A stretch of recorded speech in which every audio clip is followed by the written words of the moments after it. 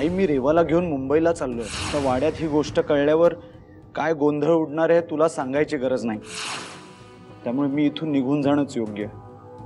पण मला नाही योग्य वाटत आहे।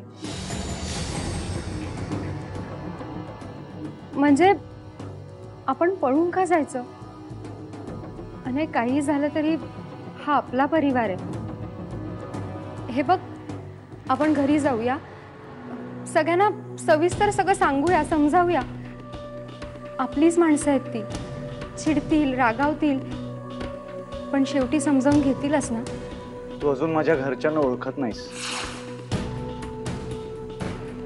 नाही, राजघराण्याची सून होणं म्हणजे खरंच कठीण आहे।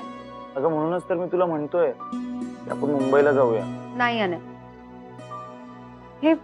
हा माझाच परिवार आहे, माझीच माणसं आहेत आणि असू देत ना नियम। पण मला माहितीये या छोट्या छोट्या गोष्टी करताना सुद्धा ना मला आनंद मिळणार। आणि हा, अजून काही नियम असतील ना तर ते सुद्धा सांग। पोरी, तू त्या वाड्यात जाणार आहेस, सून म्हणून जाणार आहेस।